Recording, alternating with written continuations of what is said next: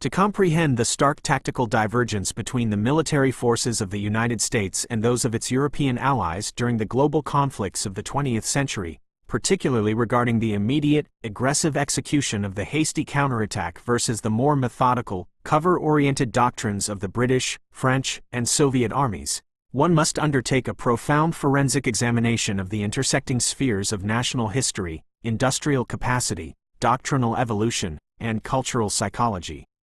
The phenomenon observed by both Allied commanders and Axis adversaries alike, that American infantry units, when subjected to sudden ambush, surprise attack, or overwhelming localized pressure, possessed an innate, heavily ingrained tendency to immediately return fire, maneuver, and launch localized counterattacks, while other national forces often defaulted to taking cover, breaking contact, or awaiting higher-level orders in artillery preparation, is not an accident of battlefield chaos.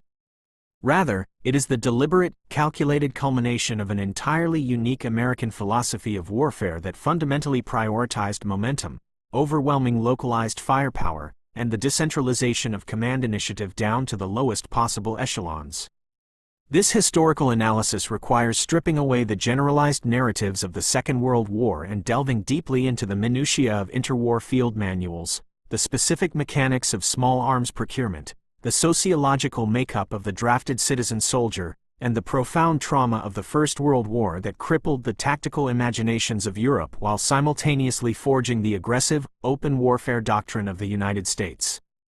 The genesis of this aggressively proactive American tactical mindset can be traced directly back to the searing experiences of the American Expeditionary Forces during the First World War and the overwhelming influence of General John J. Pershing. When the United States entered the static, mechanized meat grinder of the Western Front in 1917, Pershing and his staff were deeply appalled by what they viewed as the tactical paralysis of the British and French armies. The European powers, having bled themselves white at the Somme, Verdun, and Passchendaele, had become entirely wedded to the concept of the methodical, artillery-dominated set-piece battle. In the European doctrine of the late 1910s, infantry had been reduced to the role of mere occupation troops. Massive, days-long artillery barrages were expected to annihilate the enemy trench systems, and the infantry was simply meant to walk over the shattered ground and hold it. Pershing vehemently rejected this, believing that trench warfare was a temporary, horrific aberration and that the ultimate victory could only be achieved through what the Americans termed open warfare. Open warfare demanded that the individual rifleman, armed with the highly accurate M1903 Springfield rifle, be capable of leaving the trenches, maneuvering in the open, and breaking the stalemate through aggressive fire and movement. Pershing instilled a relentless offensive spirit into the American Expeditionary Forces, insisting that the American soldier was a hunter, a marksman, and an independent thinker who must aggressively seek out the enemy. Even though the Americans ultimately had to fight in the trenches, this philosophical rejection of static defense became the foundational bedrock of all subsequent United States Army tactical doctrine. Following the armistice, while the British and French armies retreated into deeply defensive or rigidly methodical strategic postures to avoid ever repeating the mass slaughter of the trenches, the United States Army utilized the interwar period to perfect the offensive doctrine of open warfare. This doctrinal divergence crystallized in the field manuals published by the various nations in the 1930s. The French military establishment, traumatized by the loss of a generation of young men, developed the doctrine of the bataille conduite, or the methodical battle. This philosophy centralized command to an extreme degree. Everything was rigidly timetabled. If a French platoon encountered unexpected resistance, the commander was explicitly instructed not to take independent, aggressive action that might disrupt the grand, overarching divisional plan. Instead, they were to halt, take cover, and pass the information up the highly rigid chain of command, waiting for heavy artillery to be mathematically targeted and for detailed, step-by-step orders to be issued from a general miles behind the front lines. Similarly, the British Army, crippled by severe manpower shortages and financial constraints during the interwar years, adopted a doctrine that heavily prioritized force preservation. The British tactical mindset became inherently cautious, heavily reliant on the bite and hold tactics evolved late in the First World War.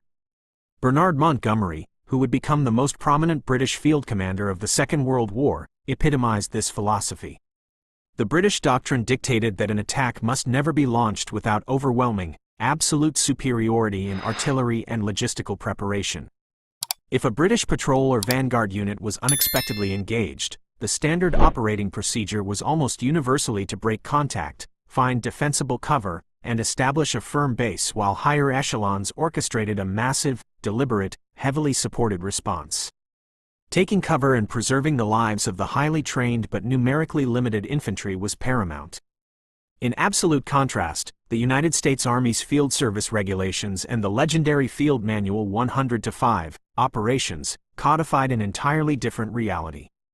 American doctrine stated unequivocally that the ultimate objective of all military action was the destruction of the enemy's armed forces and their will to fight, and that this could only be achieved through the offensive. Even when forced into a defensive posture, American doctrine insisted on the active defense. The manuals instructed that defense was merely a temporary phase utilized to gather strength for an immediate resumption of the attack. Crucially, American tactical doctrine explicitly mandated the use of the immediate, hasty counterattack. If an American position was assaulted, the doctrine did not call for the troops to simply hunker down in their foxholes and weather the storm. Instead, local commanders at the platoon, company, and battalion levels were expected, without waiting for orders from higher headquarters, to immediately launch violent, localized counterattacks to throw the enemy off balance, disrupt their assault timetables, and regain the initiative before the enemy could consolidate their gains. The American philosophy was rooted in the belief that the moment of the enemy's attack is also the moment they are most disorganized and vulnerable. To take cover and wait was to surrender the initiative. To immediately counterattack, even with a hastily organized force, was to seize control of the battlefield. This doctrine of immediate, aggressive reaction was drilled into every American officer and non-commissioned officer at Fort Benning and the Command and General Staff College. The mantra was constant: when in doubt, attack. A good plan violently executed now is far superior to a perfect plan executed next week. However, doctrine is merely a theoretical construct if it is not supported by the material reality of the weapons placed in the hands of the infantrymen. The American ability to execute immediate, devastating counterattacks while their allies took cover was fundamentally enabled by an unprecedented revolution in small arms technology, the widespread issuance of the M1 Garand semi-automatic rifle. This technological factor cannot be overstated. During the Second World War, the standard infantry rifle of the British Army was the Lee Enfield, the German Army utilized the Karabiner 98K, and the Soviet Army fielded the Mosin Nagant. All of these were bolt-action rifles, requiring the soldier to manually cycle the bolt after every single shot, a process that severely limited the rate of fire, forced the soldier to constantly realign his sights, and made firing while moving exceptionally difficult. Consequently, the tactical doctrines of these nations revolved almost entirely around their light machine guns, the British Bren, the German MG-34 or MG-42, and the Soviet DP-27. The rifleman in a British or German squad existed primarily to carry ammunition for the machine gun and to protect its flanks. The machine gun provided the base of fire.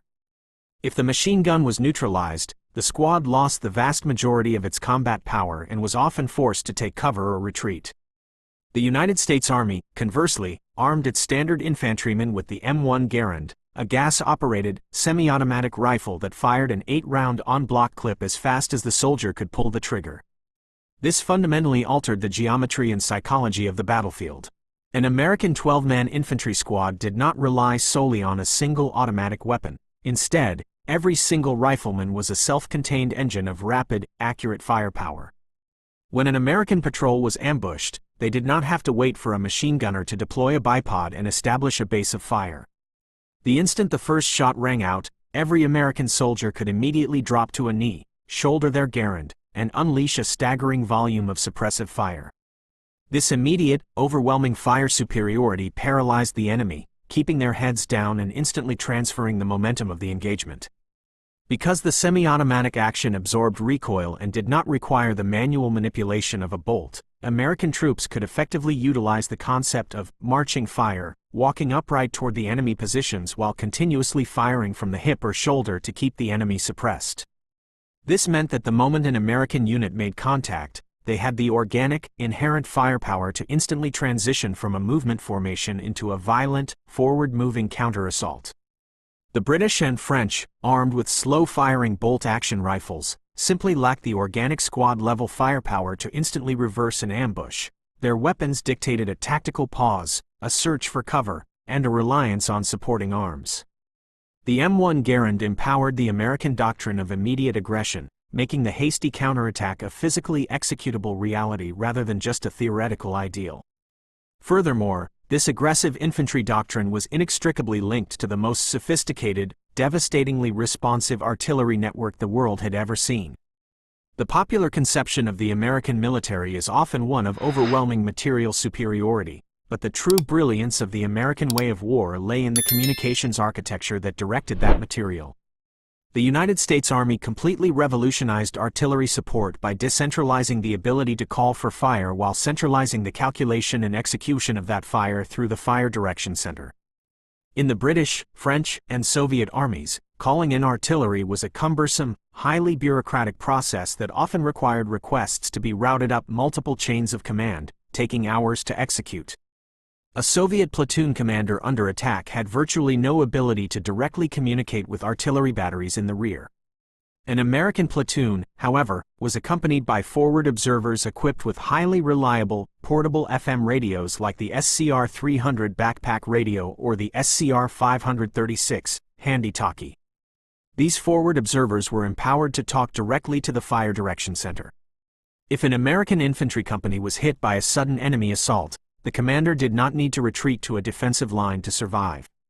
Instead, the forward observer could instantly transmit grid coordinates, and within minutes, the Fire Direction Center could coordinate the guns of an entire artillery battalion, or even multiple battalions, to deliver a devastating, time-on-target barrage, where hundreds of high-explosive shells from different locations were mathematically timed to impact the precise target area at the exact same millisecond. This immediate, localized, and overwhelmingly violent artillery response acted as the ultimate enabler for the American counterattack. The infantry knew with absolute certainty that they possessed a hip pocket artillery capability. When the enemy attacked, the American response was not to take cover and endure, but to instantly pin the enemy down with semi-automatic rifle fire, obliterate the enemy concentration with a rapidly called artillery strike, and then immediately launch a localized infantry assault into the smoking ruins before the surviving enemy forces could recover their senses or organize a retreat. German officers captured during the campaigns in North Africa, Italy, and Western Europe repeatedly expressed profound shock at the speed and localized violence of the American reaction to contact. They noted in post-war interrogations that if a German unit ambushed a British patrol, the British would expertly hit the dirt, deploy smoke, extract themselves with minimal casualties, and then the Germans would prepare for a massive set-piece artillery bombardment the following morning. However, if the Germans ambushed an American patrol, the Americans would instantly return a massive volume of chaotic but heavy fire. Artillery would begin raining down within 5 minutes, and within 15 minutes, American infantry would be aggressively flanking and assaulting the German ambush positions.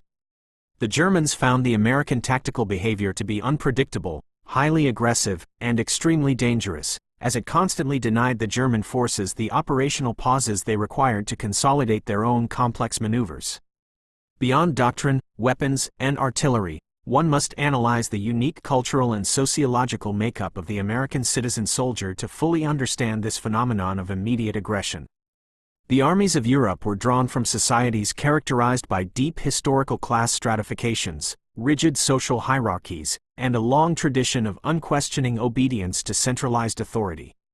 In the British Army, the gulf between the aristocratic or upper-class officer corps and the working-class enlisted men was profound.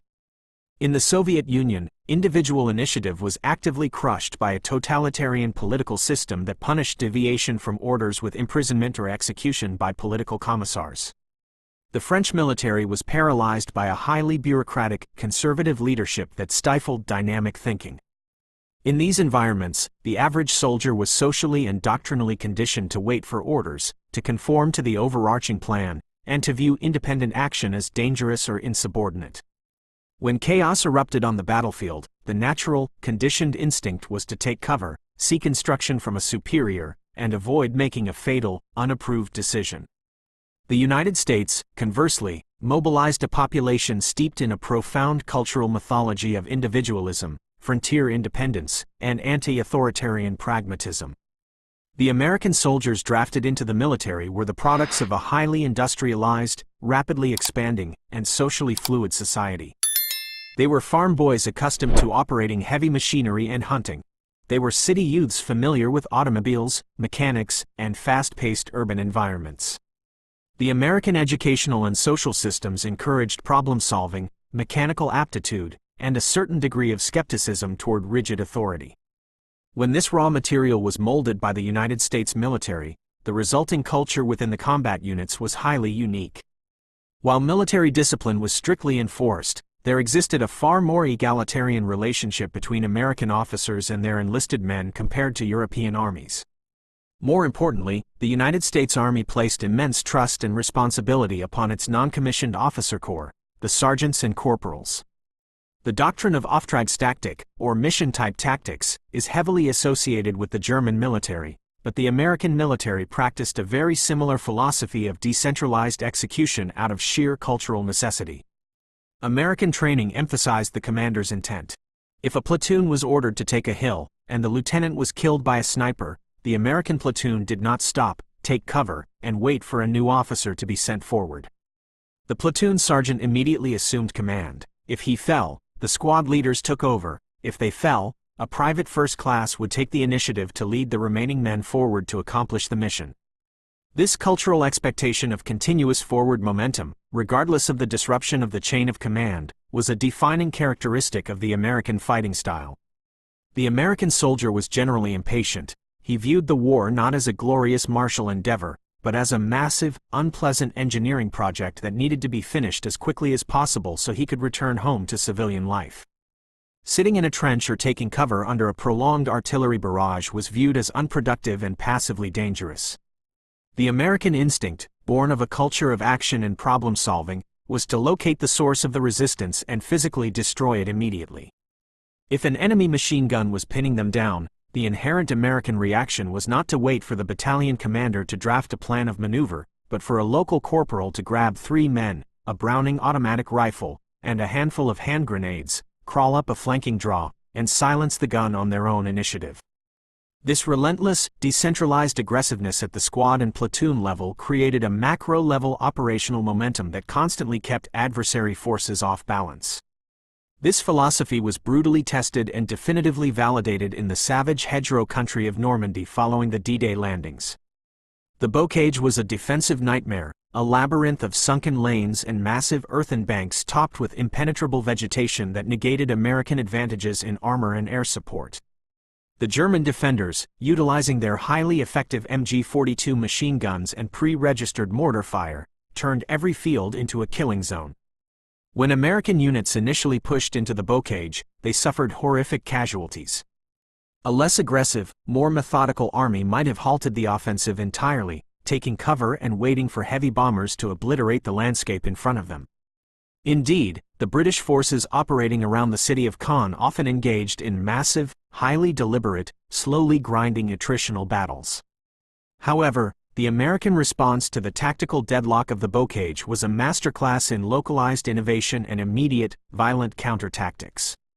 Because the doctrine encouraged initiative at the lowest levels, it was not generals in secure bunkers who solved the problem of the hedgerows, but sergeants, lieutenants, and combat engineers on the front lines.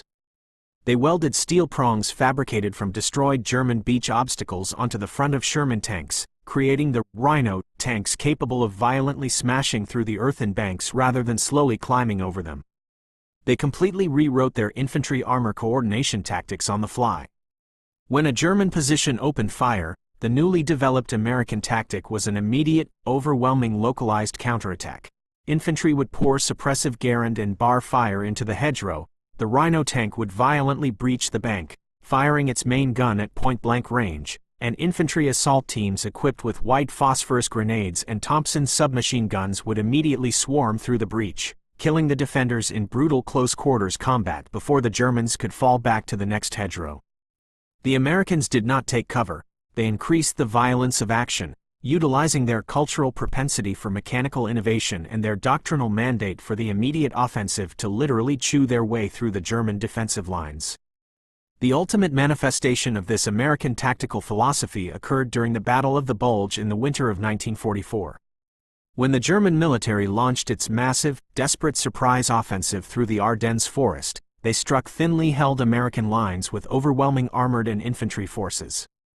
The German plan relied entirely on speed, shock, and the assumption that the surprised, bypassed American units would panic, surrender, or retreat in disarray. According to traditional European military logic, an isolated infantry unit surrounded by enemy armor should take deep cover, adopt an entirely passive defensive posture, and hope for relief. The American troops in the Ardennes did the exact opposite. While the front lines were shattered, countless small pockets of American infantry, combat engineers, artillerymen, and even clerks and cooks, found themselves isolated behind German lines. Driven by their ingrained training and cultural stubbornness, these fragmented units did not hide. They formed ad hoc battle groups and immediately began launching localized, highly aggressive counterattacks against the flanks of the advancing German panzer columns. They established hasty ambushes at vital crossroads, they blew bridges right in front of advancing German tanks, and when attacked, they fought back with a ferocity that completely derailed the rigid German timetables. The famous defense of Bastogne by the 101st Airborne Division and elements of the 10th Armored Division was not a passive siege. It was an incredibly active, violent defense characterized by continuous, localized American counterattacks to retake lost ground, disrupt German assembly areas, and keep the attackers constantly reacting rather than dictating the flow of the battle. The German offensive was broken not just by the eventual arrival of George S. Patton's Third Army, but by the thousands of localized, immediate, violent counteractions initiated by isolated American squads and platoons who inherently understood that the best way to survive a surprise attack was to immediately attack the attackers. This stark contrast in tactical philosophy extends beyond the European theater. In the Pacific, the United States Marine Corps developed an amphibious assault doctrine that elevated the concept of immediate, relentless aggression to a near-religious absolute. The island-hopping campaigns against the deeply entrenched forces of the Imperial Japanese Army required frontal assaults against heavily fortified, mutually supporting bunker complexes. The Japanese defenders were fanatically dedicated to fighting to the death, utilizing reverse slope defenses and complex subterranean tunnel networks. In this environment, taking cover on a beach was a death sentence. The Marine Corps doctrine demanded that troops exiting landing craft must never halt at the water's edge to seek shelter. They must immediately push inland, utilizing massive volumes of flamethrower, demolition, and automatic weapons fire to suppress the enemy bunkers, constantly moving forward regardless of casualties. The immediate counterattack was baked into the DNA of the Marine Rifle Squad.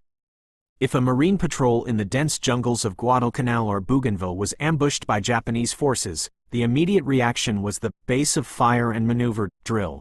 The element in contact would instantly lay down a wall of suppressive fire, while the trailing elements would immediately execute a flanking movement to assault the Japanese positions with bayonets, grenades, and shotgun fire.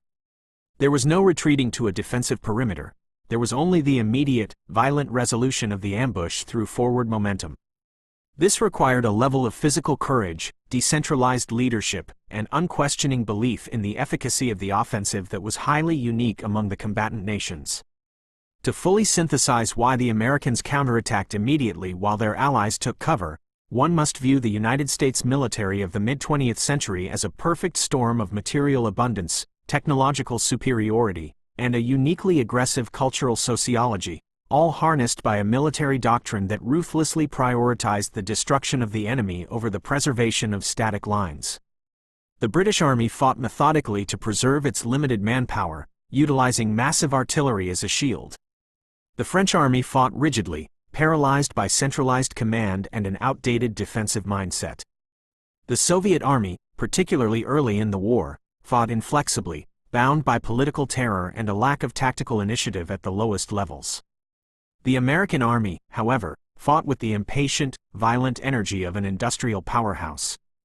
They armed their highly independent, mechanization-familiar soldiers with the most advanced semi-automatic rifles in the world, backed them with the most responsive, devastating artillery network ever created, and trained them under a doctrine that explicitly demanded localized initiative and relentless offensive action.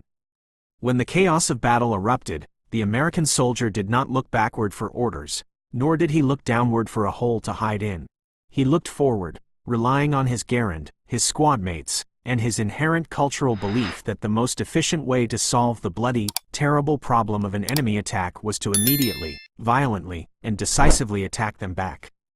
This fundamental, aggressive instinct, the immediate counterattack by fire and movement, remains the absolute bedrock of United States infantry tactics, representing a profound historical divergence from the tactical philosophies of the European continent and serving as the defining characteristic of the American way of war on the tactical level.